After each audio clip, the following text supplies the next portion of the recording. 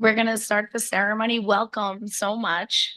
Good afternoon and welcome to the 2024 Women of Distinction Award Ceremony. I'm Erica Crispy. I'm the chair of the President's Commission for the Status of Women.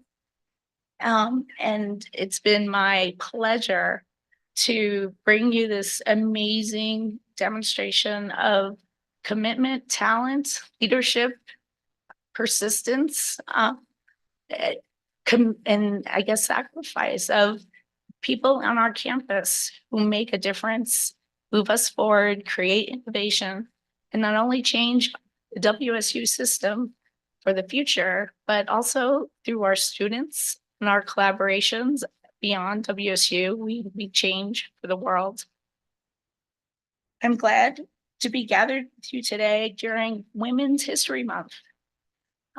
This is a time when we can focus on the achievements of women, and now more than any other time, it is really important to not take for granted the advancements that have made not only to their lives and their families' lives and professional lives, but for everyone. If you elevate a woman, you will elevate all people and increase diversity in our professional and other endeavors. So we welcome you in person, those who are able to be here, as well as those who are watching live stream. We're really happy to have you here.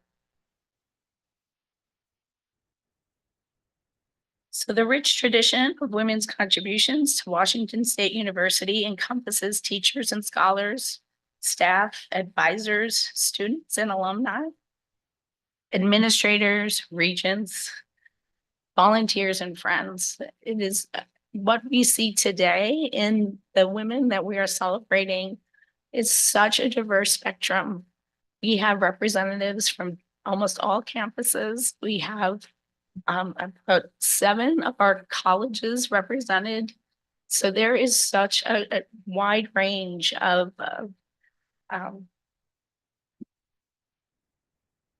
congratulations that we need to give today.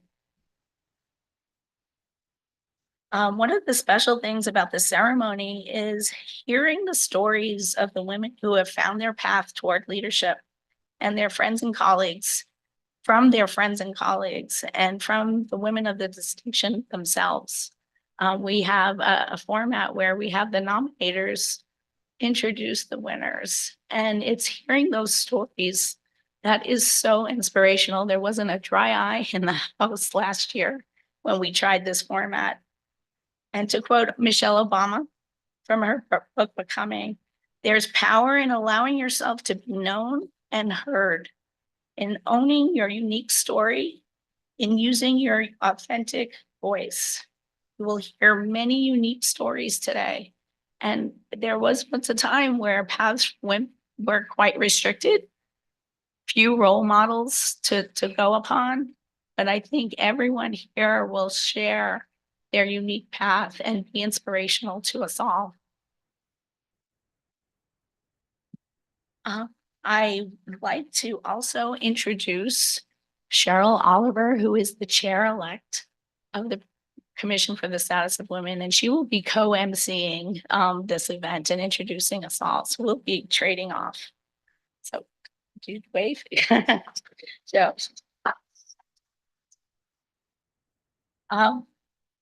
I would also like to express gratitude to someone who's not here, Susan Horde, who is the co-chair of the Women of Distinction Subcommittee. And without her, this event would definitely not be in existence today. So I want to thank Susan.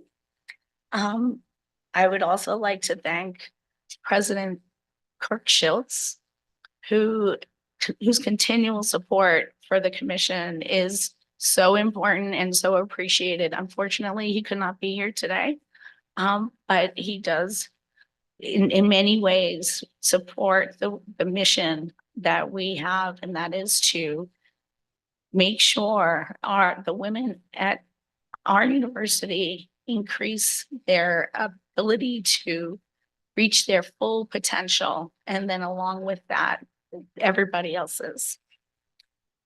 And lastly, I would like to introduce our provost, executive vice president, and chancellor of the WSU Pullman campus, Elizabeth Chilton, who will give us some introductory remarks for today. Thank you so much.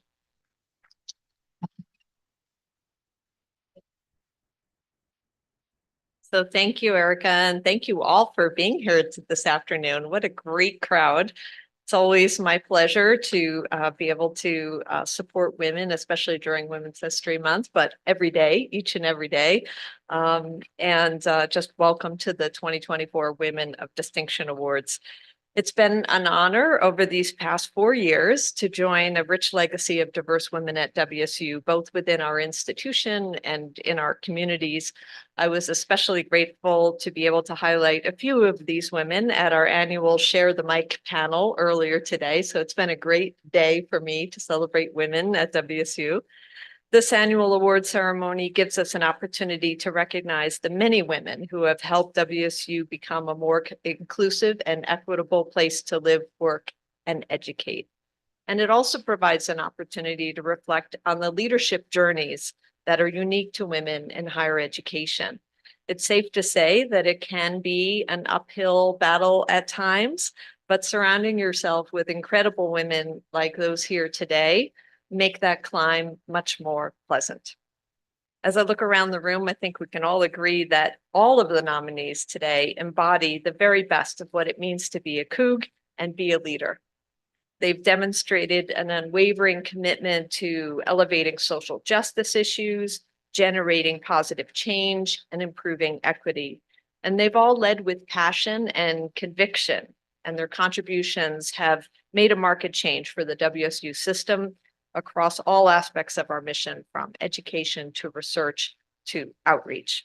So on behalf of the entire university, I want to commend each of you for your support of the success and advancement of women at WSU and beyond. Go Cougs.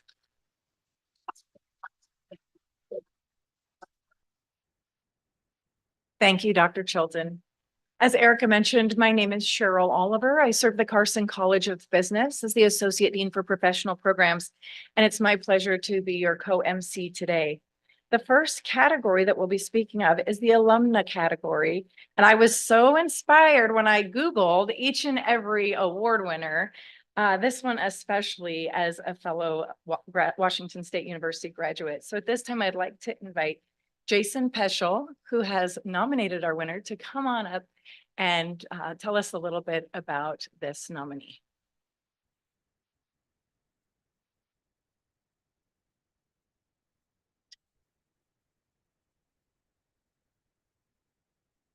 Thank you.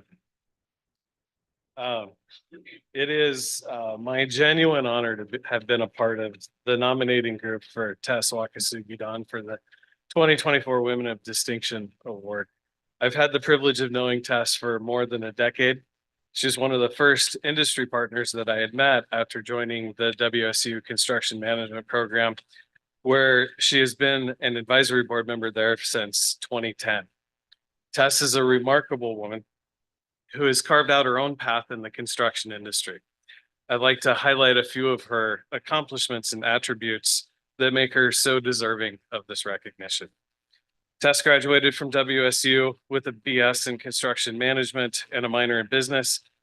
Since then, she's embarked on a remarkable career at GLY Construction, starting as an intern and steadily progressing to become the first female and minority principal in the firm's 53-year history. At GLY, she's demonstrated exceptional leadership qualities and is known for her attention to detail, understanding of projects and their vision, coordinating diverse teams, including design professionals, trade partners, stakeholders, and owners. In 2022, Tess was included in the Puget Sound Business Journal's 40 Under 40 honoree list, underscoring her impact on the industry and her role as a leader, mentor, and volunteer. Tess also actively contributes to GLY's internal DEI committee. As chair, she has led initiatives focused on social equity education, employee engagement, and strategies to enhance diversity and inclusion on all GLY projects. She's an ardent promoter of diversity in the construction industry, creating an inclusive environment that benefits everyone involved. Tess is dedicated to empowering women in the industry and has been invited to participate at numerous events and panel discussions to share her personal and career journey. In these events, she emphasizes the value of mentorship and work-life balance while also openly sharing her experiences, challenges, and triumphs, offering valuable insights into navigating what is a male-dominated industry. In addition to sharing her story with others in the industry, she's actively encourages high school students to consider careers in construction, architecture, and engineering through the ACE Mentor Program, where she's been a mentor there for over a decade. And I thought to wrap up, I would share some of the comments from the rest of the nominators. Meredith Theobar, a managing partner at Gordon Reese Scully Mensukani, wrote, as a female minority in a historically male-dominated profession, Tess has taken a personal responsibility to support and mentor women in the construction industry. Tess has risen in her company as a result of her own grit, skill, and hard work. Yet she is humble and eager to pave the way for future women, creating opportunities and providing mentorship wherever possible, despite her own busy work schedule and as a mother of 3 young boys. Mary Rezak, past VCA Dean, wrote, Tess's exemplary career in the construction industry and her unwavering commitment to diversity and inclusion make her a standout nominee. Her commitment to empowering women, fostering positive change, and building inclusive communities aligns seamlessly with the values celebrated at WSU. Monty Kilcup, president at GOY, wrote, Tess breaks barriers with tenacity, capability, grace, and compassion for all those around her. She has achieved remarkable things as a construction industry trailblazer, organizational leader, and community champion. Mark Kane, retired COO from GOY, added, Tess represents not only the future of GOY, but a more inclusive future for all. And then lastly, Mahmoud Ghasemi, CEO of Sequoia Electric, wrote, during our time together on the CM board, I have found that she consistently demonstrates excellent qualities. Her remarkable contributions to introducing women and young girls to a historically predominantly male career have not only set her apart, but have also made a lasting impact on our organization and the community at large. Her creative thought process, including her personal experiences as a mother and female C-suite executive, has not only contributed to her career, her individual success, but also positively influenced the WSU CM program and their goals. To wrap up, Tess is a wonderful example for women everywhere. She's dedicated, passionate, influential, and respected in the industry that continues to change and adapt to become more inclusive. She gives me hope that my own daughter, who's entering the career for that industry, is going to be able to find her way. Tess, I'm proud of you. Proud to call you a friend and a colleague. Congratulations.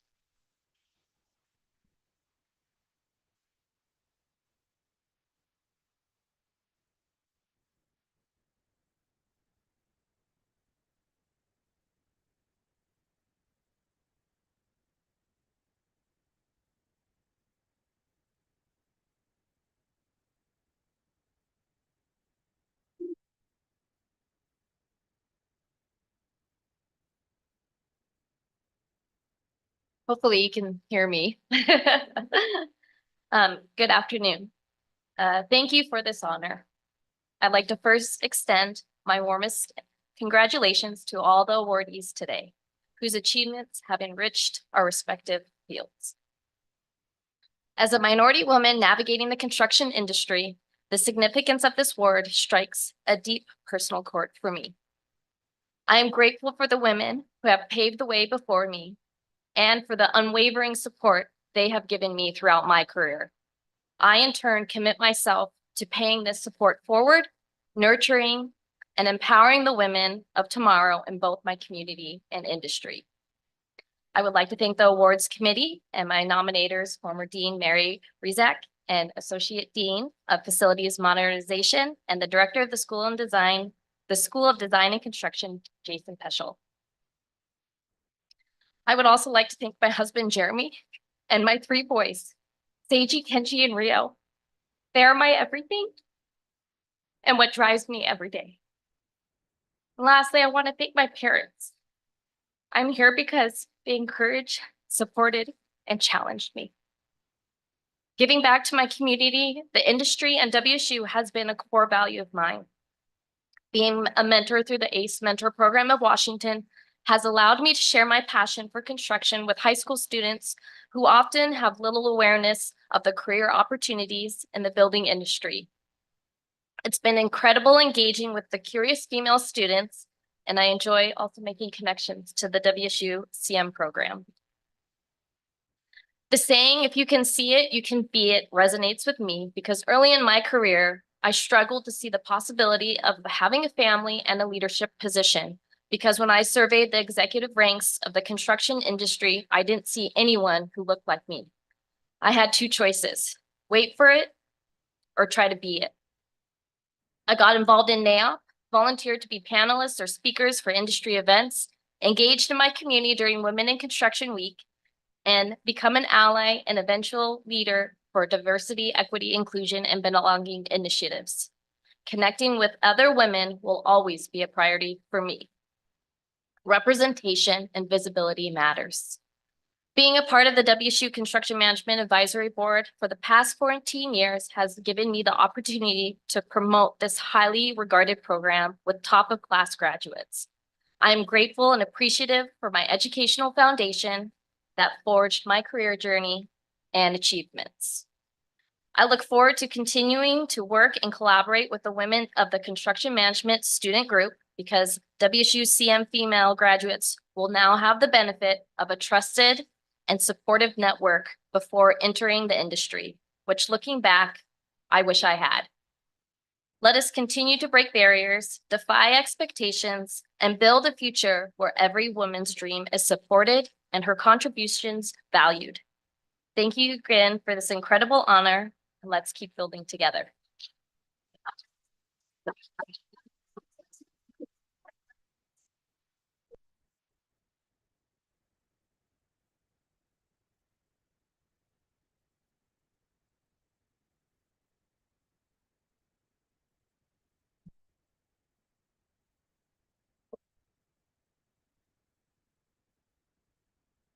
I think I told you there won't be a dry eye in this room today.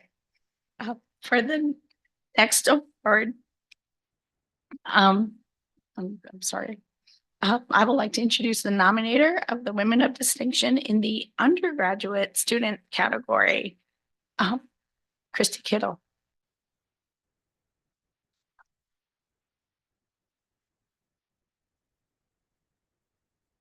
Hello. Hello, my name is Christy Kittle. My pronoun are she, her, hers. And today we gather to honor many extraordinary women, but I get the immense pleasure of introducing the recipient of the Undergraduate Woman of Distinction Award, Amaris Couples, who made the mistake of saying, hey, I usually have people who mispronounce my name, Amaris, and then I've spent the last 20 minutes trying to listen to amazing things and make sure I say it correctly. Amaris Couples. Her work here at WSU has enabled her to forge lasting connections and advocate for meaningful causes, from student resources to civic education. Before we delve into the myriad of ways Amaris has distinguished herself, I would like to also remind people of 2 other awards that she has won previously. She was recognized last year with the 2023 WSU President's Award for Leadership and the Student Civic Leadership Award from Washington Campus Coalition for her civic outreach. I'm going to share some quotes directly from her nominations, and these words vividly capture the essence of her incredible contributions and the impact she has made on our community and beyond. Her nominators describe her as, quote, passionate, engaged, communicative, inquisitive, compassionate, caring, inclusive, understanding, and so much more, end quote. It is this blend of qualities that marks her as an effective civic leader, someone who, quote, steps up when needed and goes above and beyond, prepared and driven to make a difference, end quote. This year, Amaris has been at the forefront of significant initiatives, including the WSU MLK Caring Cougar Card event. As one nomination details, quote, she searched out materials, made tailored promotional digital flyers for everyone, reached out to community partners, and so much more, end quote. Through her leadership, she united all 6 WSU campuses and extension on National Day of Service, demonstrating her exceptional organizational skills and dedication to community service. In her commitment to sustainability, she has led by example, organizing an asynchronous sustainability campaign and planning an Earth Day initiative for trash pickup in the community. These efforts not only reflect her dedication to environmental stewardship, but also her ability to engage and motivate others towards positive action. The impact of her work on her academic achievement and career aspirations is profound. Her nomination mentions, quote, Amaris has been thriving as a student, making lasting connections with peers, faculty, and staff, end quote. Her innovative programs here promise to leave a lasting legacy at WSU.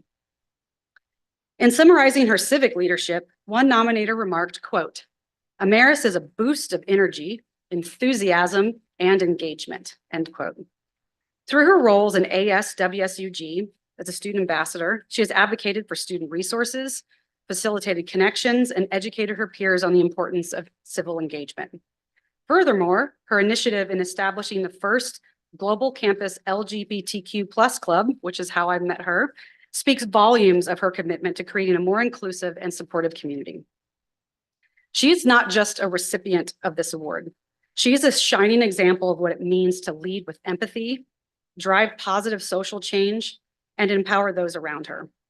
Her accomplishments in academic work, leadership, public service, and beyond, especially in uplifting women and fostering equality, are a testament to her remarkable character and dedication. She is graduating this May with a degree in political science, and I can't wait to see what else she can accomplish and maybe one day win the alumni category. Congratulations, Amaris, and thank you for your extraordinary contributions.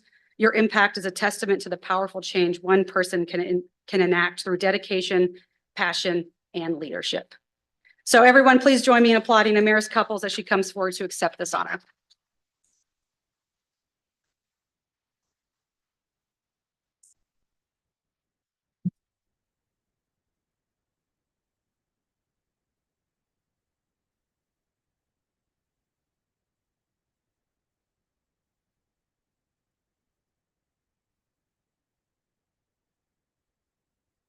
Hello, everyone. First of all, I was very glad to hear Erica say that there were no dry eyes last year.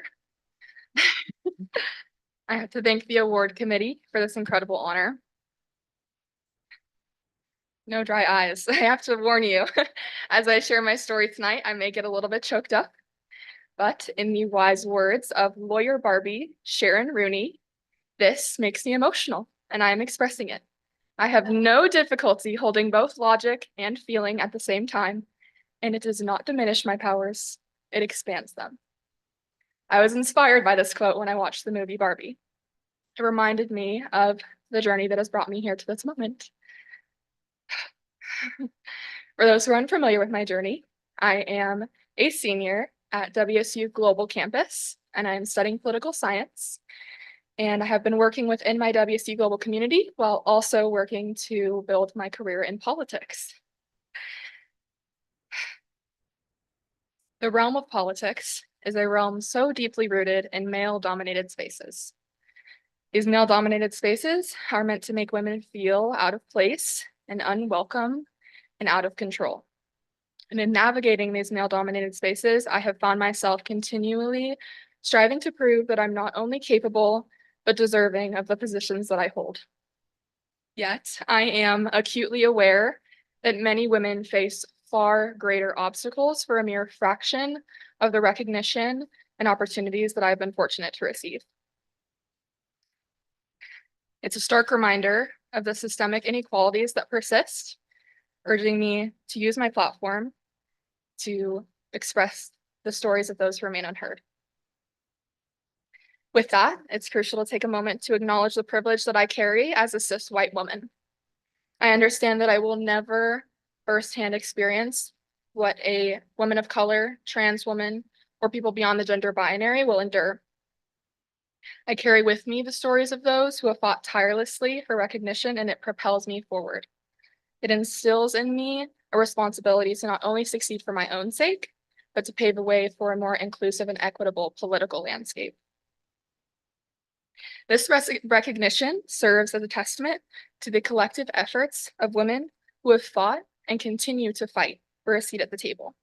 And with it, I am committed to pushing those boundaries further, creating spaces where every woman, regardless of the challenges that she faces, can thrive and be acknowledged for her contributions. Tonight's recognition is not just a personal triumph. It is a celebration of the collective accomplishments of the remarkable women sharing this stage with me tonight. I am honored to stand among you as we collectively contribute to the empowerment of women within WSU communities and beyond. To the Women of Distinction Award Committee, thank you again for this incredible honor, and to acknowledge the tireless efforts of every woman who has paved the way for progress. I also want to express my deepest gratitude to Christy Kittle for that beautiful introduction, and to my dedicated WSU Global Campus team, Andrea Donenworth and Erin Reinhart, for your unwavering support. And a special thank you goes to the two most important women in my life. To my beautiful mom, Jody, and my best friend, Nina Kamea. Your unwavering belief in me fuels my determination, and I am endlessly grateful for you. Let us continue to empower one another through our work, fostering positive change within our communities. Together, we can build a future where all women, regardless of the challenges she faces, can be recognized, celebrated, and given the opportunities that she deserves. Thank you.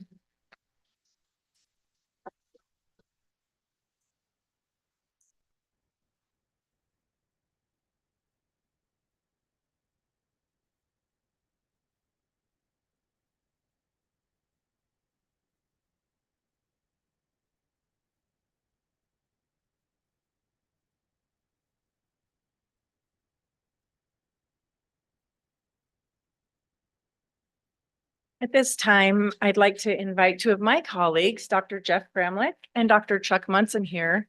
And I'd like to call something out. You'll see throughout the evening that we have some gentlemen in the room who have nominated their colleagues, their friends, their coworkers, their team members, and in this case, a PhD student here at Washington State University. And I'd be remiss to say that Chuck hasn't also been a longtime friend and mentor, and Jeff, a colleague and friend. And to remember, as we're empowering one another, we also have some tremendous allies amongst us. And so come on down, gentlemen, and let's make your presentation.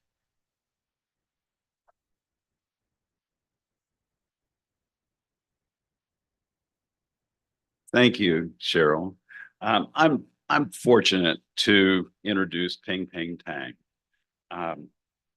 Today, the largest federal social welfare programs are administered through the federal income tax system. They include the refundable earned income credit, the child tax credit, and the American Opportunity Tax Credit. Yet, completing a federal tax return is a daunting task. In effect, complexity is a barrier to receiving financial help, which is why WSU Pullman's student organized VITA chapter is severely needed. VITA stands for Volunteer Income Tax Assistance. It's a national organization of local chapters of IRS certified volunteers. Our Pullman chapter assists any community member with income less than $70,000. Our average tax refund exceeds $1,000. It's an important lifeline for most of our clients. WSU Pullman VITA is mostly comprised of undergraduate students. However, undergraduate students lack expertise and experience, which is where Ping Ping shines. She expertly guides our undergraduate students to reach the correct tax result while empowering them along the way. On spring Saturdays, including the day after tomorrow, from noon to 4 p.m. at Neal Public Library, you'll find Ping Ping. the other invited student volunteers, and me providing free tax return assistance. Come join us and see Ping Ping in action as she carefully and compassionately serves our community.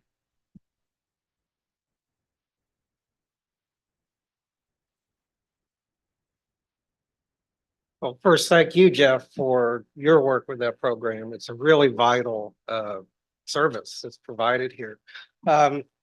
Main thing I learned today so far is I need to attend more events by the Commission for the Status of Women because you eat very well. Thank you for that. More importantly, thank you for all you do for the community and for this annual event, which is so meaningful and such a tearjerker for anyone who attends. Getting a PhD is hard, in case you didn't know that. And in Ping Ping's case, it's extra hard. So you devote 5 years of your life to nothing but that. And she has an accounting background. This is why she's helping with that program. But she entered a program in operations management, which is similar, it's in the same college, but quite different. We're in an applied math program. So a lot of our training comes from statistics and math, engineering, and a lot of our students come from statistics and math and engineering. So they have that background.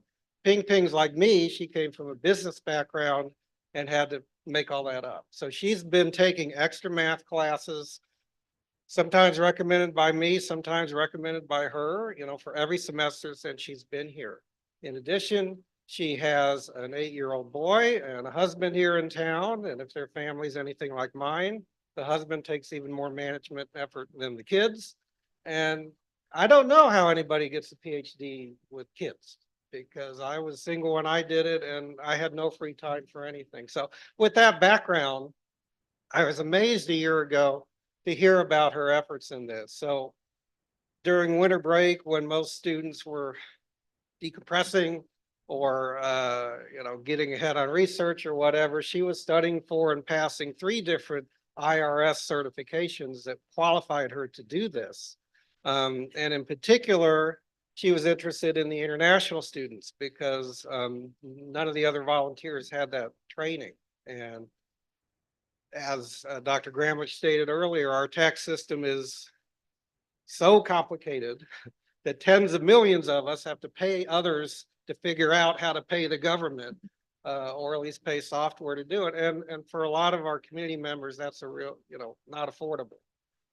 So this is a wonderful program. And Ping Ping said kind of nonchalantly, well, the WSU Graduate School teaches its students to help others and reach out. And this is the way I could help. But I just think I was amazed to hear that she would give up her Saturdays, take precious time away from her studies and her family for 2 months every year to do this with no direct impact on her ability to get a job. I don't think, if she wants to be a professor in operations management, she's going to have to show that she could do research and teach in operations management. So this is truly a selfless act.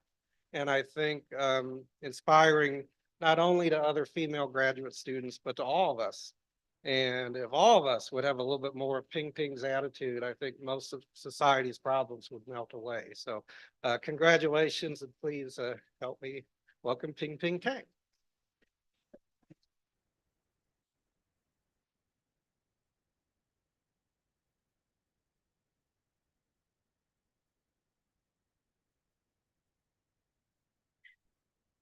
Thank you so much, Sherry, and the award committees. Thank you so much for my nominators, Dr. Manson and Dr. Gramlich. I'm extremely honored to be here, and I'm so lucky to have these most amazing professors as my influences. Dr. Manson is the most encouraging person on this earth. He has been a constant source of support and encouragement and has shaped me in so many different ways. I would completely lost without him. Whenever I need his support, he's there. He's always available to brainstorm with me and discuss my research ideas. And when I first got into the PhD program, I was scared and I had a lot of anxieties because we need to pass some difficult courses for the first 2 years. And he taught me to be the most authentic self.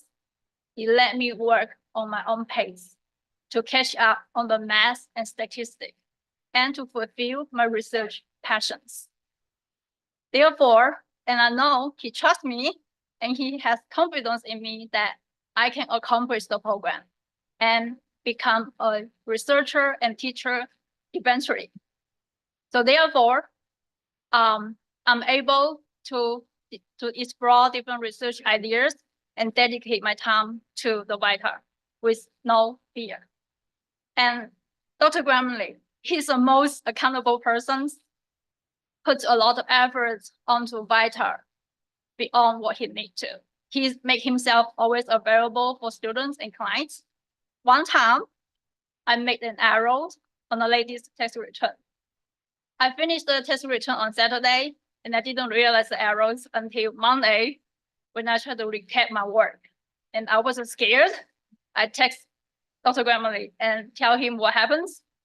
And he put everything behind and grabbed his laptop and run into Panda Express with me. So we spent an hour and a half to fix the tax return at Panda Express at CAP.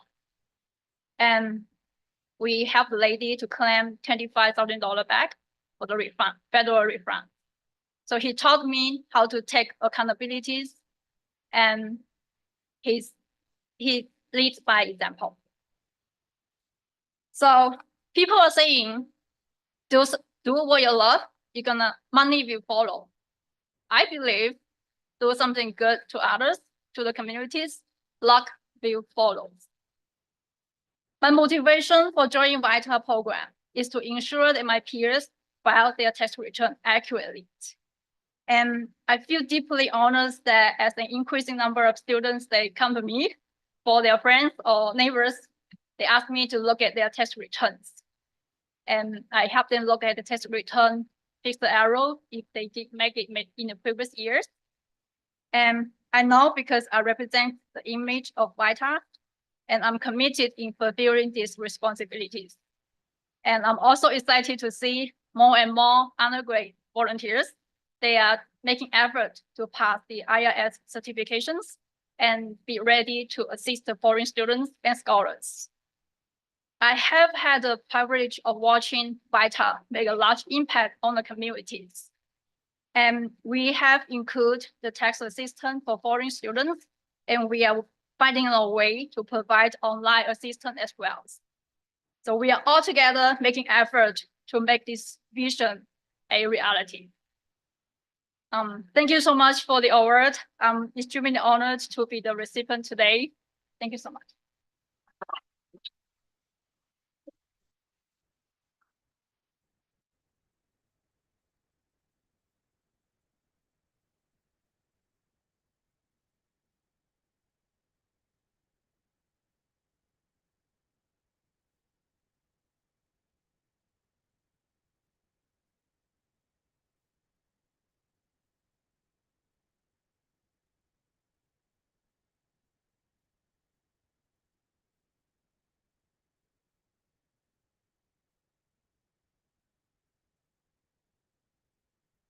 So before we give out the next award, I just wanted to give a shout out and congratulations to all the nominees that were nominated this year for the Women of Distinction.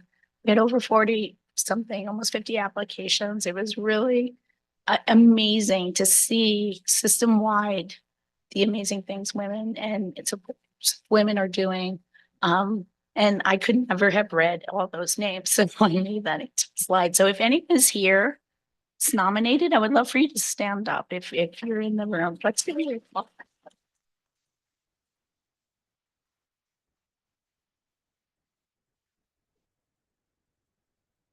And one other thing, we have many women of distinction in the room as well from prior years. And so if you could stand up, we would love to give you another round of applause. Thank you.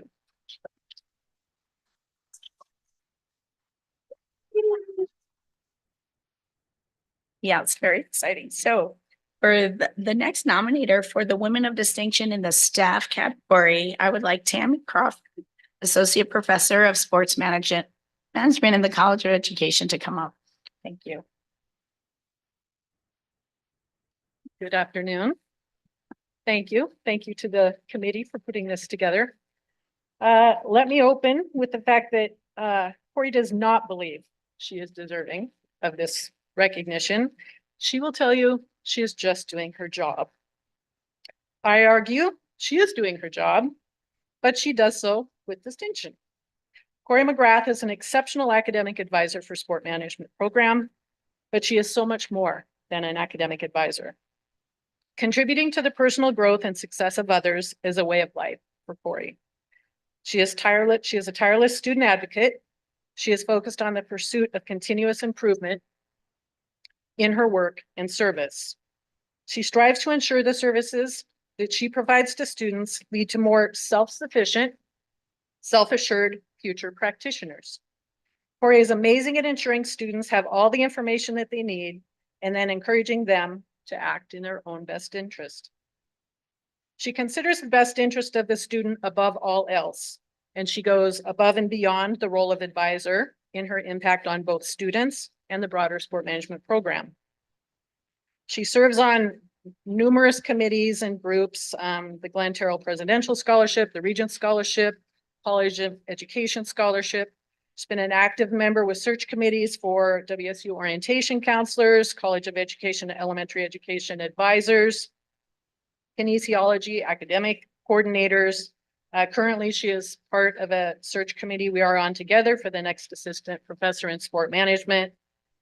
She volunteers for these committees because she believes it is important to have a positive organizational culture, and she understands the value of hiring staff and faculty who are authentic, caring, and inclusive.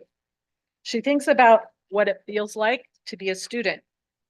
Corey brings in a strength-based perspective about the potential of our students and the importance of working to improve them as students. In the work that Corey does, she brings a wealth of program, departmental, and institutional knowledge, both historically and practically, that adds significant value to all the projects and initiatives of the students that she serves. She is a conduit between the university or the program, faculty, and its students. Corey serves as a critical space for community building and support for our students. She is often the first contact in her role in admissions for the sport management program. She establishes trust, understanding, and she serves as a safe space for students to share concerns or challenges as they navigate the university or courses. I'd like to share a few quotes, as many have. That's the most telling, right? From letters of support for Corey's nomination. These quotes come from folks across campus, including the director of university recreation. Corey serves on a committee with them. Deputy Director of Athletics. Corey is a former rowing coach here at Washington State. Development Coordinator who oversees scholarship distribution in the College of Education. Associate Vice Chancellor of Academic Student Affairs, the Chair of the Department of Educational Leadership and Sport Management, and her own supervisor, the Director of Undergraduate Student Services. First quote, Corey possesses a unique ability to set high standards for excellence while simultaneously creating a supporting atmosphere. Second quote, what sets her apart is her capability to guide even those students who may not be the highest performers, encouraging them to realize their potential and surpass their own expectations. Corey goes beyond the conventional role of an advisor. She instills in students the belief that they are not only capable, but worthy of a promising future, carrying the potential for greatness. She empowers individuals to recognize and fulfill their potential. Next quote. Unequivocally, Corey has distinguished herself in her career, leadership, and public service by virtue of her strong work ethic, proficiency, and expertise in her job and dedication to growth, success, and well-being of the students and the community that she serves. She is an unwavering advocate for equality for students, community members, as is evidenced by the consistent, meaningful service, as well as her commitment to self-development to better support others in their growth and success. And I'd like to close with a couple of quotes specifically from some of her advisees. Her patience and willingness to help at all times is virtually unmatched. She has helped shape my college life into a positive one, and her willingness to walk me through all the potential outcomes over the course of a meeting helped me to feel at ease in an uneasy time. I'm forever thankful to have had her as an advisor and a mentor. Second quote, Corey aided in my college experiences outside of the academic setting. My first year of college was on Zoom, meaning I did not know anyone at WSU or what clubs or what activities were available when I arrived in person my second year. I scheduled an appointment with Corey since I struggled to meet new people and I lacked involvement, making for a difficult start to my first semester at WSU. Corey knew that I enjoyed running and she directed me to the Palouse Roadrunners Club, a local running group. Now I'm a student representative for them. I meet new people every day, and that is just one way that she went out of her way to help me as a student. And the last quote by a student says, I was struggling with my mental health. After distancing myself from certain clubs and activities, Corey immediately reached out to me to check in and make sure that I was doing all right. It felt very comfortable knowing that I had someone looking out for me to talk to. She ended up offering me advice and helping me work through some of my worries and my struggles. She went above and beyond her original job, and I'm truly grateful for it. I don't know where I would be in college or in life without Corey as my advisor, role model, and mentor. So, despite Corey's thoughts, she is unbelievably deserving of the Women of Distinction Award. She has made significant impact on students, our office, the university, the community, and I could not be more pleased that she is receiving this recognition. WSU is a better place for students, staff, and faculty because of her.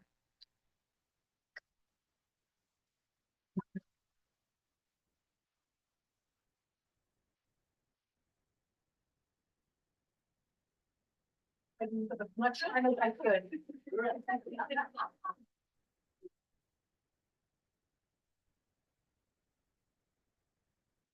Excuse my brevity. I want to take a moment to thank people who've made this a space where I feel safe, a sense of safety and belonging, because that makes it easier for me to help others. And I feel, excuse me, I understand that it's not always easy to extend the same grace that we do to others, so willingly give to others, to ourselves. And so I'm going to say thank you and say I am worthy of the appreciation that people so kindly give me. And I know that not everyone has that sense of safety and belonging that I have. So I hope that through all the more eloquent words that my fellow award winners have shared, that you in this space feel that you have the capacity and the energy to share with others and know that the little things do make big positive impact. And thank you. I'm just gonna keep crying because I have so much love for Sammy and all the people who make it easier for me to give to others. So thank you.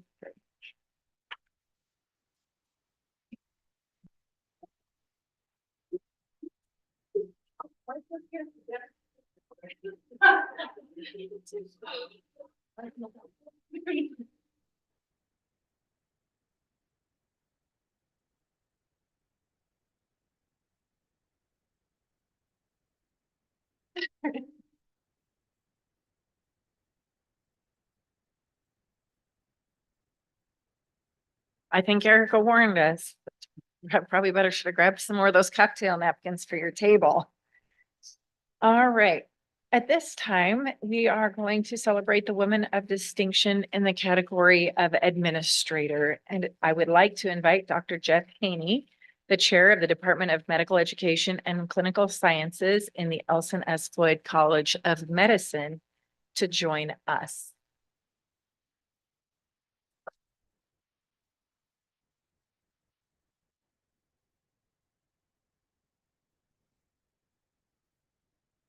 I am delighted to be able to introduce you all to my friend, Dr. Don DeWitt. I'm Jeff Haney. I'm the chair of the Department of Medical Education and Clinical Sciences at the Elson S. Floyd College of Medicine. There were multiple nominators for Dr. DeWitt, and I'm going to read their names briefly because it creates some important venue for the context. Dr. Greg Carter, Jennifer Anderson, Dr. Sky McKinnon, Dr. Barb Richardson, and Dr. Tom Richardson. I read those names because they actually represent a wide range of professions, and part of Dr. DeWitt's skill set is actually bringing people together across a broad breadth of skills and disciplines. So I just wanted to share those names with you. I have tried to consolidate all of their amazing thoughts into one brief document that's 4 minutes. So I'll do the best I can. When I was thinking about all of the words that the nominators had and the way I have thought about Dr. DeWitt, specific words came to mind. The first, lifelong learner. She received her BA at Mount Holyoke, her Master's of Science in Zoology at Trinity College as a Marshall Scholar, which culminated in her going to Harvard Medical School. After she finished medical school, she trained as an internal medicine resident at the University of Washington. It's okay. It was the only medical school in the state at the time. Some of us in this room are also University of Washington grads. She got her certificate in medical education, also at the University of Washington, as if all that training wasn't enough. And then she decided that maybe I should keep being curious. It didn't stop after her graduation. She kept doing scholarship. If I listed her research portfolio, it would actually make you all aghast. So I'm not going to list that because it would take too long. But the point is that she kept being curious. She kept having an inquirer's mind, so much so that she decided to take on all these new positions as she progressed through her career. Oh, I'm working at UW Medical Center, but maybe I'll start actually exploring rural medical education across the Pacific Northwest. Oh, that was really interesting, but maybe I'll do something else. And I'm going to move to Melbourne, Australia, and actually do medical education and clinical care in Australia and see what that looks like. Oh, but wait, that wasn't challenging enough. I'm going to go to the University of British Columbia and learn new skills in a new medical system and train new learners in that medical system. And then she thought, maybe that's not quite enough. I'm going to go help start a new medical school at Washington State University, right? That there's this idea of how do we keep being lifelong learners, to the point that it was maybe a year ago that Don said to me, you know, Jeff, I want to do some clinical care and I have this opportunity to actually really do some extra interesting things in diabetes that's going to stretch my knowledge and responsibility around diabetes care. What do you think? I said, of course. Lifelong learning that she's demonstrating to all of her colleagues. She's been an administrator leader, and this is the category with which she was nominated on, in her time at UW, in her time at Melbourne, in her time at British Columbia. She was taking on multiple leadership and administrative roles. And then since coming to WSU, this is the list. So she's the inaugural Vice Dean for Student and Faculty Experience. That was one of her roles. The inaugural Associate Dean for Clinical Education, the inaugural Associate Chair for the Spokane campus and the department that I'm the chair for, the inaugural Year 4 Director for our medical students, the inaugural Director for the Collaboration and Interprofessional Health Education and Research and Scholarship, which we say CIFERS, which is a mouthful, so I apologize for saying a lot of words rapidly. But the point is that she's stepped in to fill the needed role at any given time as we build something new and important. You probably can guess this based on the number of inaugurals that were listed, but she's a trailblazer. And she's a trailblazer in the contemporary sense, but also in the sense of thinking about structural sexism that exists in our environment. You all may not be aware of this, but medicine is pretty much based on a white patriarchal society. And Dr. DeWitt just kind of broke that wall historically and has continued to do so for some time. So she was actually the first chief resident at UW Medical Center in 1993, which is shocking that it took that long. And in that, or shortly thereafter, she said, hey, I would like to actually have a different work schedule and a different FTE than typical so that I can actually engage in some of the family responsibilities that are important to me. One of the first times this conversation happened at the University of Washington, which actually she was able to achieve. And in that process, realized that wellness and burnout are issues in medicine in general, and was one of the first people in the country to start exploring conversations around what is causing burnout, what is important in wellness as it relates to the physician workforce.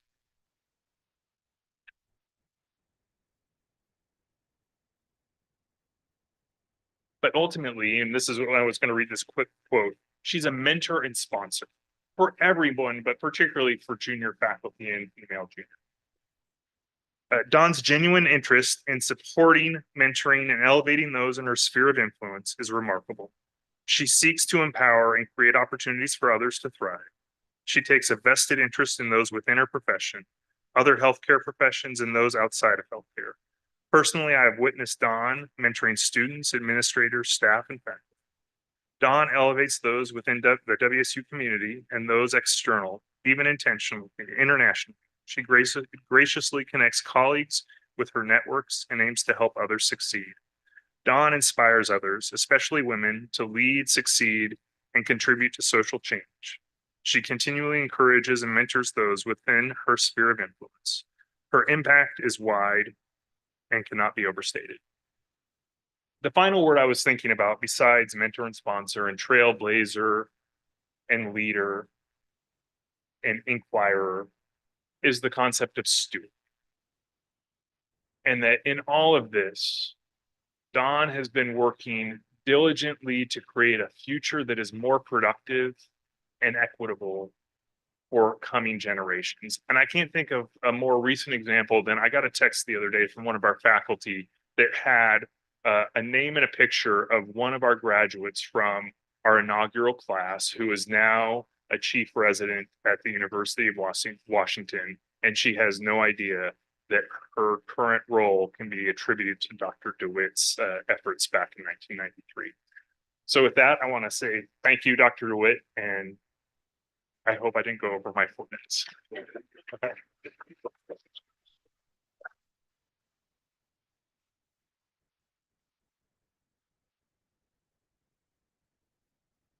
And to our last winner, Corey, I think I'm going to need that box of tissues back. Goodness gracious, standing up here, I am so honored. And when Dr. Crespi emailed me, I sort of said, well, I'm really, really honored and thank you so much. And what is this award? Because my team and all of those people that were mentioned, including Dr. John Roll, who wasn't mentioned, who's a well-known WSU researcher, hadn't told me about this. So anyway, I am so grateful to all of them for taking the time to think of me for this, because it's just amazing. And it takes me back to being a child growing up with a single mother in a town of 800 people in northern Wisconsin, and never dreaming that I would be able to do something like this in 3 countries, and to be so privileged to have had all the opportunities that I have had. And my lifelong passion has been being a physician for rural and underserved patients, including patients experiencing homelessness, patients in jails, Aboriginal patients in Australia, Native American patients in Washington State, and the list goes on. And because partly so many people have said, you know, thank you so much for treating me like a human. I'm a she, her, I'm a cis woman, all of those things that bring me so much privilege. But in my entire career, and no one starts out, I think, trying to be an administrator when you're in 2nd grade and they say, what would you like to be when you're administrator is not in the word. And when I looked it up in the dictionary, it said administrator of a computer system, or a priest who is an administrator of a parish. I thought, well, that's kind of interesting. Not where I started out.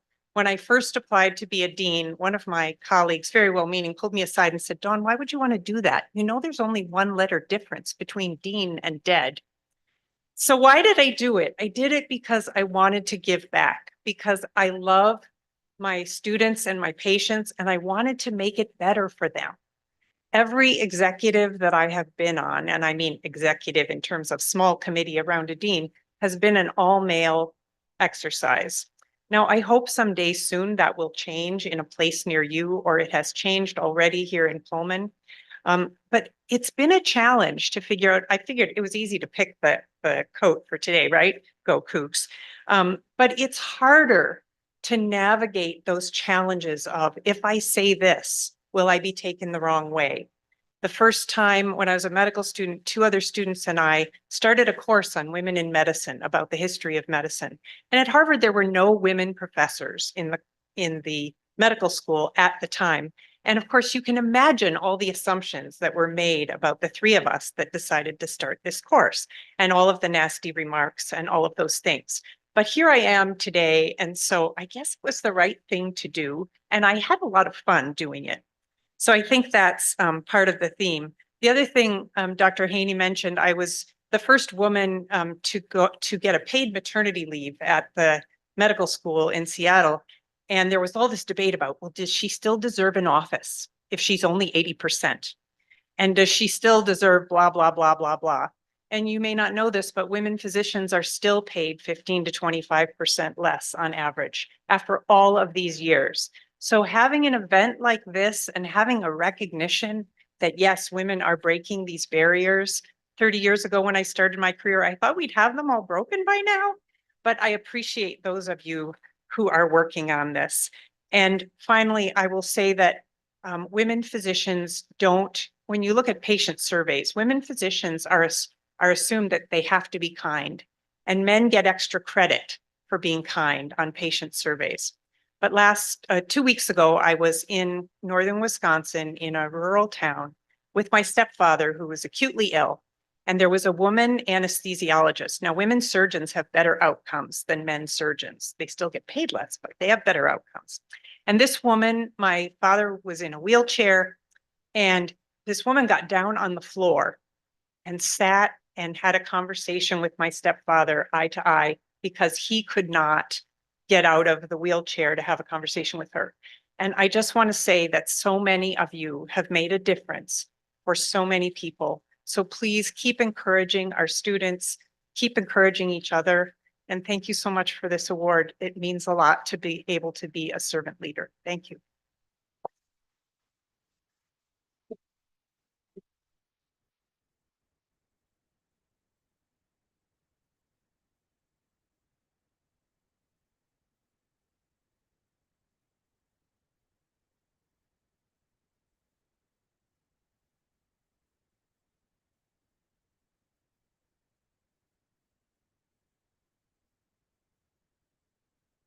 And I forgot to thank my husband, who, when we moved to Australia, became a stay-at-home dad so that I could be a Princess Dean.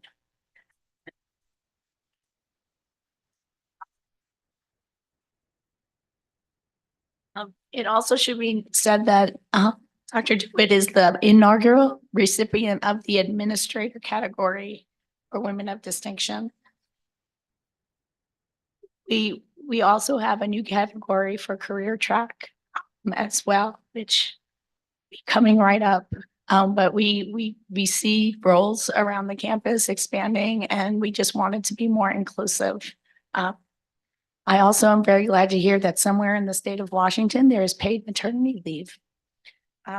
Maybe that will happen sometime soon for us.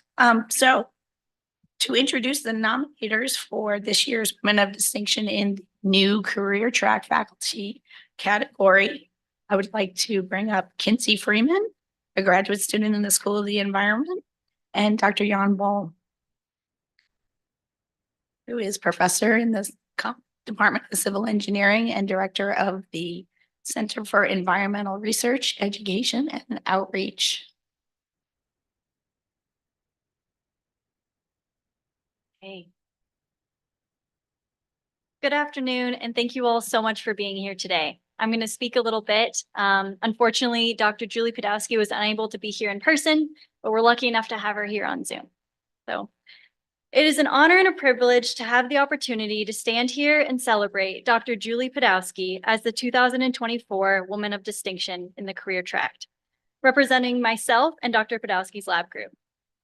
Dr. Podowski is not only an extraordinary committee chair and advisor, but also an unparalleled mentor who never fails to provide exceptional feedback, guidance, and advice far above what is expected of her. Speaking from experience and on behalf of her students, we cannot imagine a more thoughtful, dedicated, or knowledgeable advisor and role model to guide us through our academic journey and prepare us for the next phase of our lives. In addition to being a remarkable advisor, Dr. Podolsky inspires us through her commitment to cutting-edge interdisciplinary research in the field of water resource management and sustainability as she continues to make meaningful and significant scientific contributions. As a woman in STEM, it's important to have other women as role models, and I hope that one day I can provide the same leadership and student-centered mentorship that Julie has provided to me.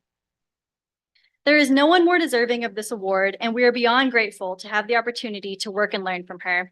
We look forward to seeing the continued impact of your work and celebrating future successes together. Thank you so much for everything you do, and congratulations, Julie.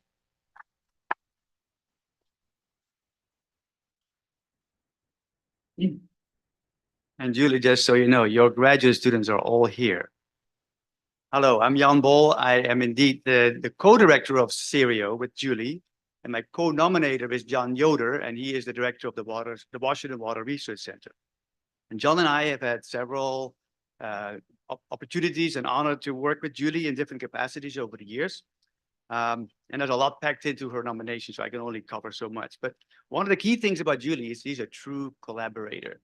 And that in the center work that she does is basically bringing back interdisciplinary teams of researchers and collaborators across the spectrum to produce cutting-edge science-based solutions to environmental and water resource problems of local to international importance.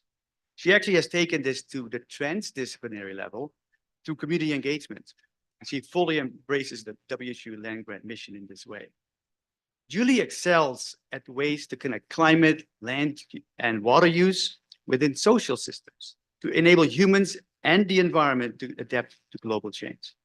Her research portfolio involves a myriad of collaborators across the globe. With this nomination package, we were allowed 2 pages of names of people who could have written a letter or who could have stood here, and we had stopped filling it because it was a lot of names.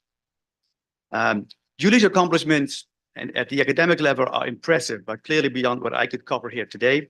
But key to her portfolio is her drive for positive change in all her work. In several large research, education, and training grants, which are funded by the National Science Foundation, NASA, USDA, she spearheads community engaged scholarship while promoting cultural and ethical considerations, inclusion, respect, reciprocity, and environmental and social justice.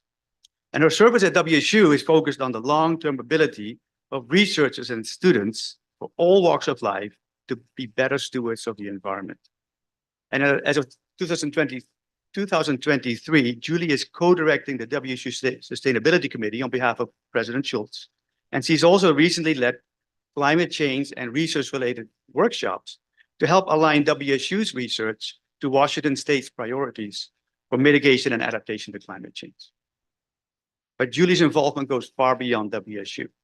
With involvement in major activities and organizations such as the Northwest Climate Adaptation Science Center, the Egyptian Center for Excellence in Water, the Transect of the Americas, the University Council on Water Resources, the Consortium of Universities for the Advancement of Hydrologic Sciences, and more locally, the Palouse Basin Aquifer Committee. Julie is an exceptional member of our WSU community.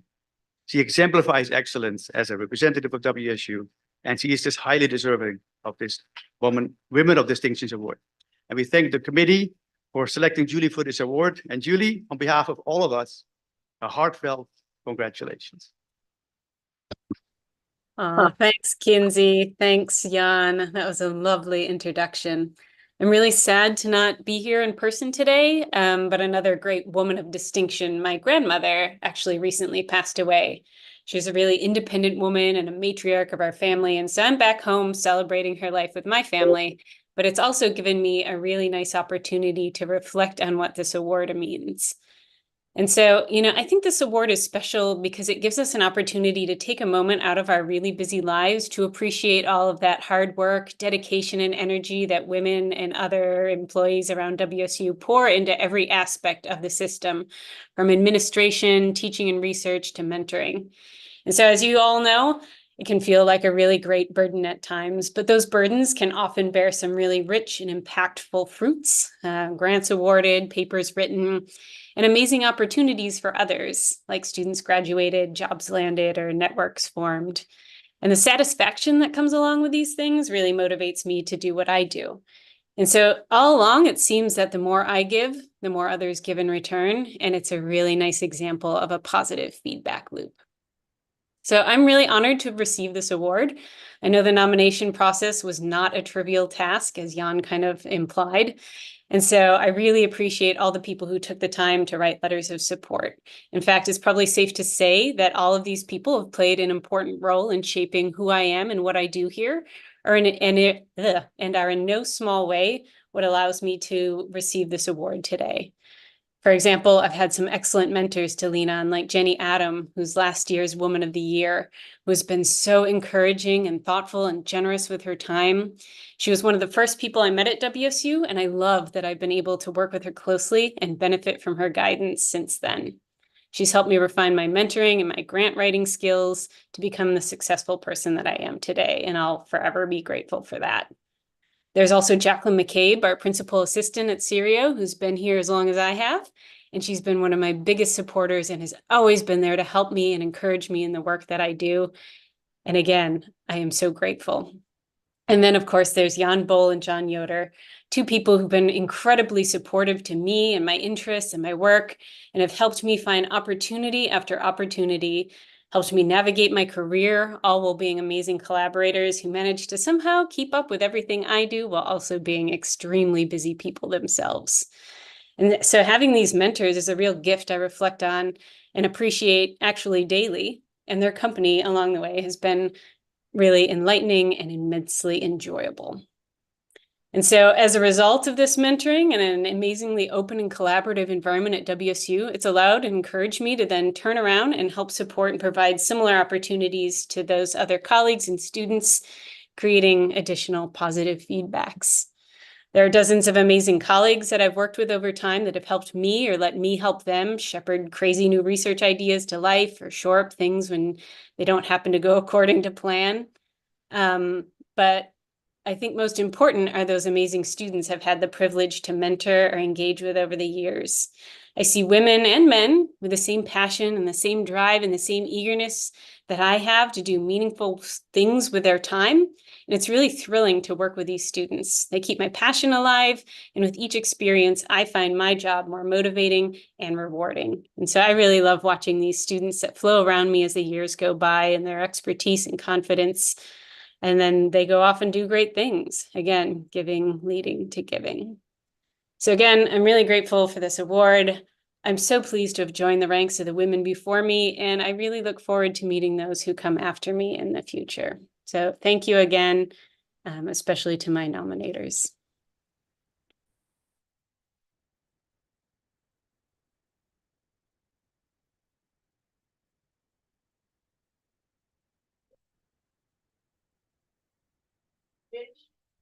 You will elect on your behalf.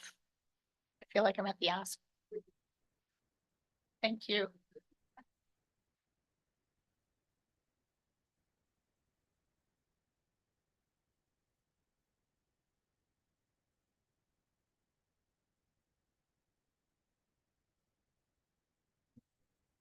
Okay, at this time, we will be celebrating the Woman of Distinction in the Tenure Track Faculty category. And I'd like to invite Peter Chilson, the Lewis E. and Stella G. Buchanan Distinguished Professor in the English Department in the College of Arts and Sciences, who also happens to be an author, to join me here.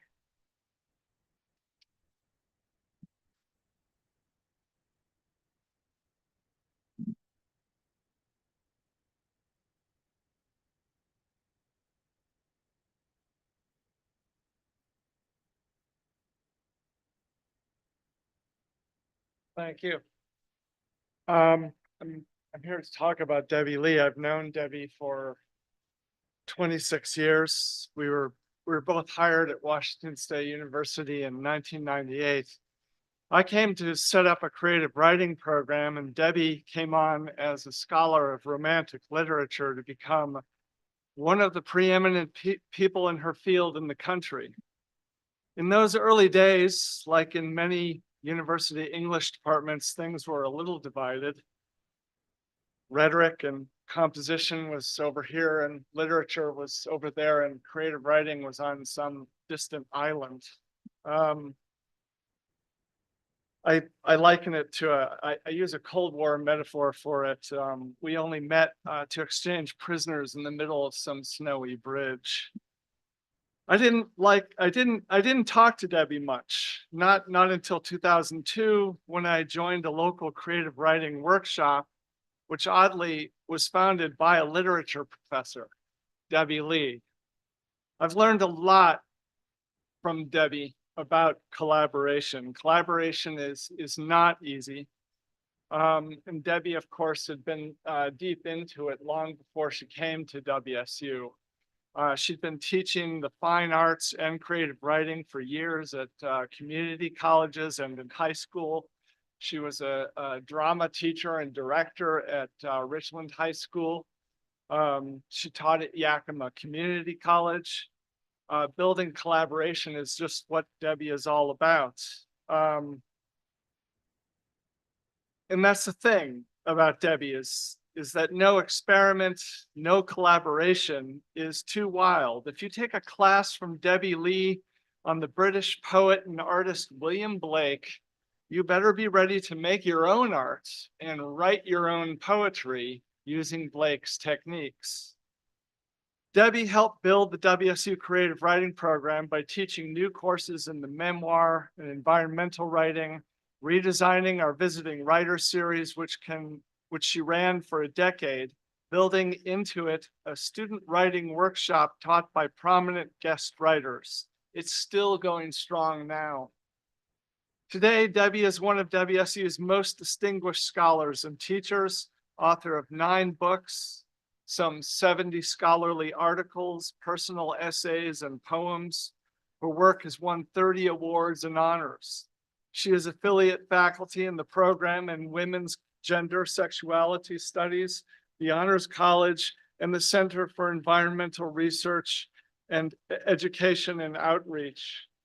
The list displays Debbie's collaborative spirit and drive to keep scholarship and art in motion. One of Debbie's early books, Romantic Liars, explores the lives of women who disrupted British empire building. I just love that. In 2013, she earned a Master's of Fine Arts degree to add to her PhD in literature in creative writing. That led her to her 2020 memoir, Remote, Finding Home in the Bitterroots, which explores the centrality of women in wildland protection, including the wilderness ranger, Connie Saylor, a dear friend of Debbie's who vanished in Idaho's Bitterroot Mountains in 2018. She was never seen again. Debbie is a fellow of the National Endowment for the Humanities and the renowned Black Earth Institute. As a writer, teacher, editor, public intellectual, program developer, leader, and mentor, she has influenced thousands of young scholars, writers, wilderness preservationists, policymakers, and her colleagues here at WSU across a career spanning 40 years, 26 of them on this campus. It's telling that Debbie's letter writers for this award came from scientists, artists, and humanities scholars. In 2008, Debbie secured a $250,000 NEH grant to set up the Selway Bitterroot Wilderness History Project. She did this in collaboration with the University of Idaho and the U.S. Forest Service. It is the first NEH grant ever given for natural history. As Dennis Baird, University of Idaho environmental historian, wrote, Debbie's work led her around the West and involved gaining the trust of dozens of people with the knowledge of this wilderness. That's the end of that quote. Debbie's spirit is also evident in how she approached a devastating cancer diagnosis in 2021. Over 6 months, through 2 surgeries, Debbie continued teaching and writing, doing her job at the University Ombuds office. And after a 3rd surgery, she entered chemotherapy. And only then did she take off time off on a 6-month medical leave. And I'm so happy that she's here today. Thank you.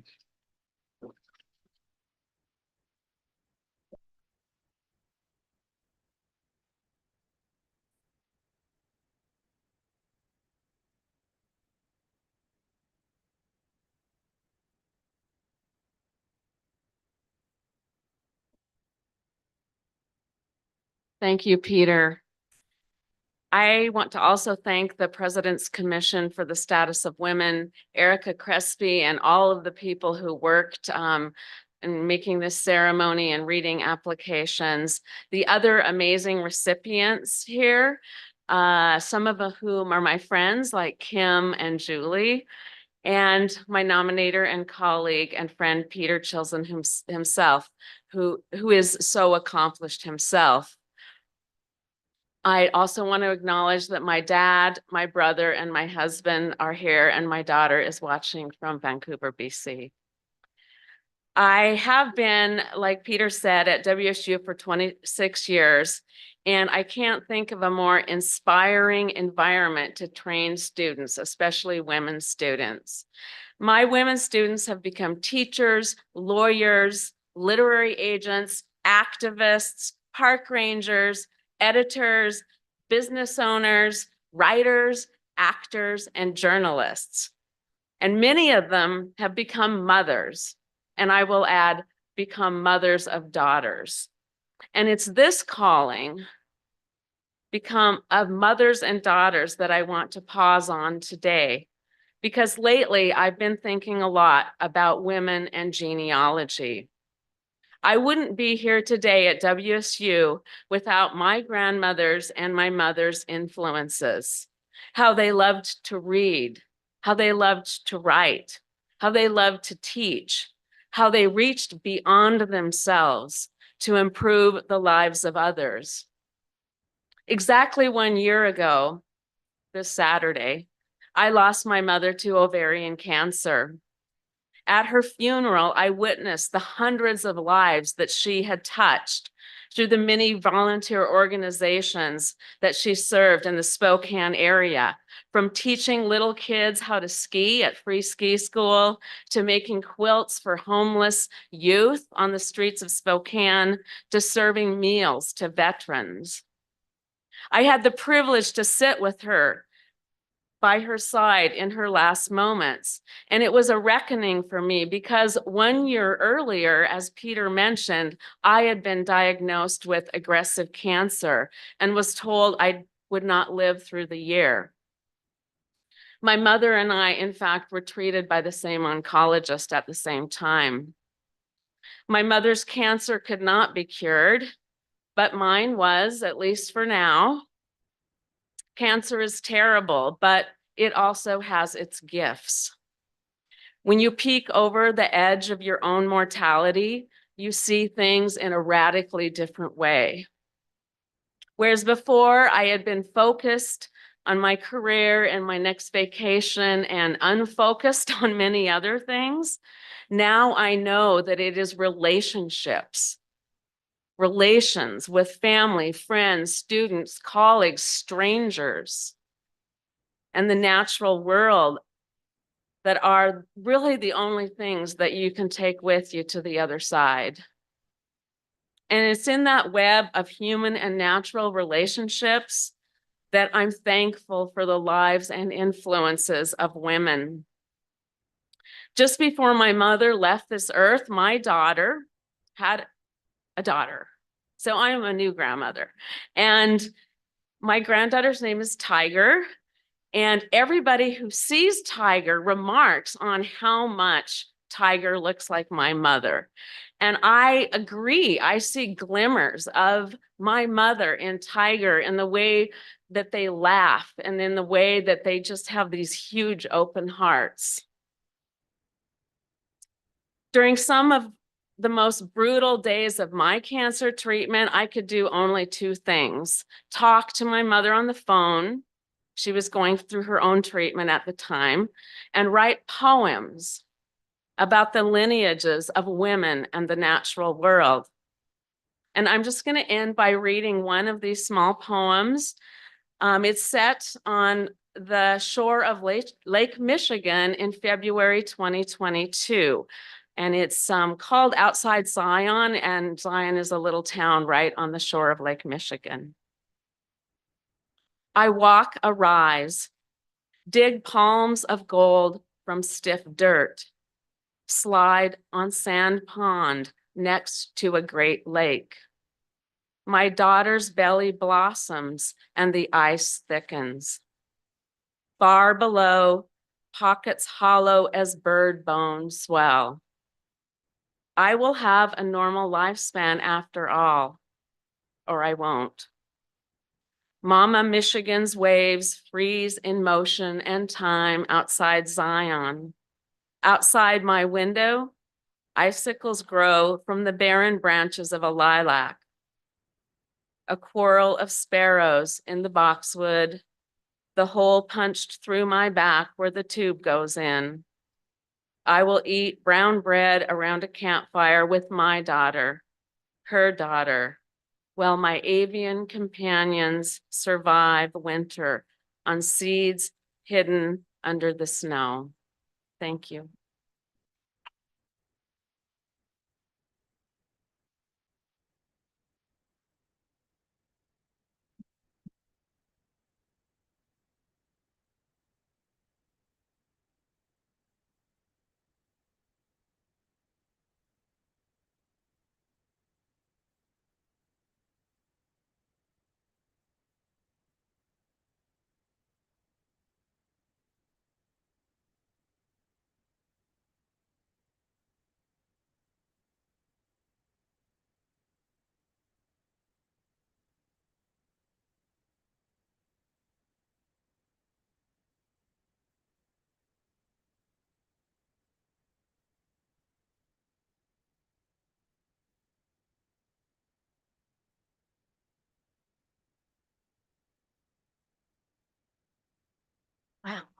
Wow.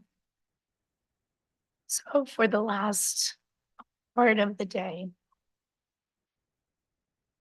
I would like to introduce the nominator of this year's 2024 Woman of the Year, Anna Plemons.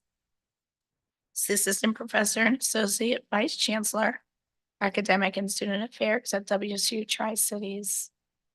And I don't know. Great.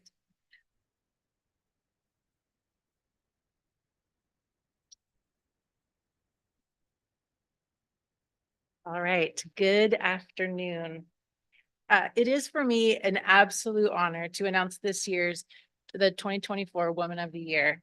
I've had the pleasure of working with and for Dr. Kristen since 2015 and have seen firsthand how her commitment to excellence and equity in everything has elevated the quality, reach, and reputation of every WSU program that she has led. Dr. Kristen's work as an internationally known scholar and leader at WSU has been innovative and effective at every turn. While maintaining a robust research agenda, Dr. Kristen has also held administrative positions at WSU with increasing responsibility, including, but not limited to, the Director for the Center of Digital Scholarship and Curation, the inaugural Chair of the Digital Technology and Culture Department, and most recently as the Associate Vice President for Research, Advancement, and Partnerships. Dr. Kristen has brought strategic, equity-oriented leadership and a focus on interdisciplinarity to each of these positions, resulting in significant growth for every program. Over her career at WSU, Dr. Kristen has been the PI on 17 and co-PI on 5 federal and private grants totaling nearly $9 million. In her own words, she has reframed academic research projects that skew grant cycles and tenure clocks to focus instead on long-term, durable, and adaptable partnerships to undermine the extractive logics of many research frameworks on the one hand, and colonial collection legacies on the other. This work has included the creation and management of the Makurtu CMS software, the first content management system and access platform developed with Indigenous communities globally. Makurtu is now in its second decade and continues to serve both local tribes and international Indigenous communities. Makurtu, by design, disrupts normative professional practices of libraries, archives, and museums, particularly regarding collection, processing, curation, display, and preservation. Based on the affordances of Makurtu and the work of Dr. Kristen and her collaborators, in 2018, the Society of American Archivists adopted the protocols of Native American archival materials. Dr. Kristen and her collaborators also presented to the UN World Intellectual Property Organization and have seen their work adopted globally. Dr. Kristen's work with Makurtu and other related national and international projects expands the reach and scope of the reparative possibilities of digital repatriation. This work exemplifies WSU's commitment to research and service that serves local communities and simultaneously makes a contribution to national and international significance. As a member of the Digital Technology and Culture faculty, I had the opportunity to experience and learn from Dr. Kristen's brand of leadership as she deftly led the program through a series of substantive, equity-oriented, and sustainable curricular and structural changes that culminated with DTC becoming a department in 2022. Under her leadership, the DTC department grew in all ways: student enrollment, faculty hires across a range of identity markers and areas of research specialization, cross-departmental collaborations. I'm proud to be part of a department that develops and delivers innovative, dynamic courses for students and produces scholarship that engages the technological edges of the humanities. I wholeheartedly credit Dr. Kristen with creating the conditions for equity-minded pedagogy, research, and scholarship that are the hallmark of DTC. I'm also pleased to see Dr. Kristen in her current role as the Associate Vice President for Research at WSU. In the short time that she has held that role, she has begun to expand WSU's understanding of the research enterprise and has incorporated a much needed attention to research agendas and protocols that do not fit into the oftentimes extractive logics of traditional research. On a personal note, Dr. Kristen has been an amazing mentor to me. I have directly benefited from her tenacious and reasonable brand of advocacy and know many other scholars here at WSU and elsewhere who are thriving in spaces that Dr. Kristen has chiseled out of the seemingly immutable structures of higher education. Dr. Kristen is in real time helping WSU create a future for research that is more equitable and more expansive. We are lucky to have her leading at WSU. The scope and quality of her contributions to WSU since joining the faculty in 2005 make her a worthy recipient of this great honor. Please join me in congratulating this year's WSU Woman of the Year, Dr. Kimberly Kristen.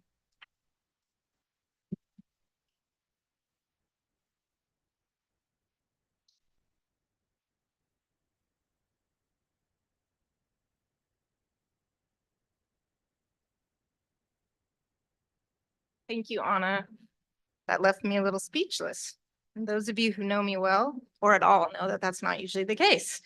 But thank you, Anna. It's been a pleasure to listen to all the awardees today and to see the breadth and depth of commitment to WSU and commitment to excellence that we have here. I want to thank Anna because I'm quite sure that I've learned as much from her as she says she's learned from me. And I also want to thank Katie Cooper and Lisa Guerrero, who also had a hand in this nomination. I've been really fortunate to work with and learn from many colleagues here at WSU who have a really deep commitment to inclusion, equity, and community engagement. But really the bulk of my gratitude today goes to the Warramungu elders without whom the work that I've done would be possible. So Anna mentioned the Mukadu platform that we created about, well, first time I went to Australia was 1996. So somebody in here can do the math. We started working together long ago. And what I learned from those women was about relationality and reciprocity and what it really means to give back and what it really means for a community to come together and to serve a purpose. And those women, Kathleen Napananga, Edith Nakamura, Eileen Napananga, and Trisha Frank, they're no longer with us, but their foresight and drive to use technology to meet their own cultural goals and how they want it to be shared set the stage for my research and the work that I've done over the last 25 years. Mukadu means a safekeeping place, and it's now used by Indigenous communities, Native American and First Nations globally, and right here on the Palouse with the tribal nations with whom WSU has an MOU. So it's not only gratifying to see this, but it shows clearly that community engagement is crucial to the research enterprise and to WSU's land grant mission. I remember when we first created the software and it actually started going and we had our first release in 2012. And I was an assistant professor and I went to the IP office and I had a list and I was ready to fight for the reasons why this had to be free and open source software. But I didn't have to fight for it. They agreed wholeheartedly and they said that it was something that they wanted to celebrate. It was part of our land grant mission. So I remember that, and I remember all the people here, many of whom are here and not here, who have contributed to that land grant mission.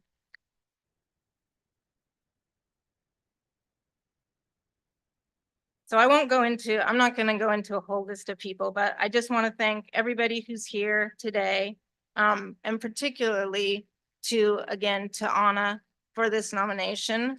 It wasn't something that I was prepared for necessarily that was coming. And Anna herself was Woman of the Year in 2019.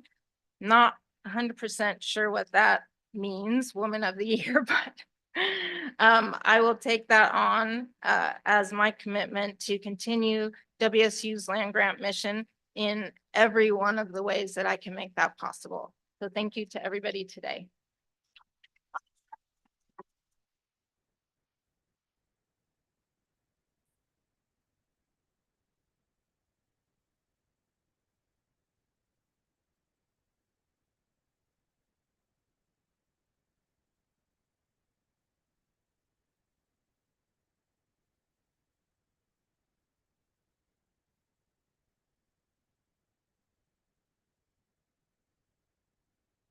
As we close this evening, and thank you everyone for being so patient as we've gone a little bit over time here. I do want to thank all of the people that supported this activity, including Erica Crespi and Susan Horde, who were our co-chairs, the subcommittee, Dawn Freeman, Louis James, Jessica Perrone, Nanette Thrush, Caitlin Leah, I already said Aisha Ahmed and Grace Curtis. And then also those people that took the time to very, very carefully do the difficult work of reviewing and awarding reviewing the nominations and awarding. That's Danielle Dosemeyer, Dawn Freeman, Emily Cuquier, Aria Kirkendall, Jessica Perrone, Katie Forsyth, and Courtney Kuranek. Let's give a warm round of applause to all those people that have made it possible today. Again, congratulations to all of our winners, and thank you to those people who took the time to go through the process of nominating them. Thank you again for being here to celebrate the achievements of women in our collective community here at Washington State University and beyond. If you are interested in joining the President's Commission on the Status of Women, there is a QR code on your table. You may scan that to get to a website that will give you more information. You can also snag that paper as long as you don't have to arm wrestle your neighbors to get it. We have enough to share. And that concludes our ceremony. Thank you again, everyone, for being here in celebration.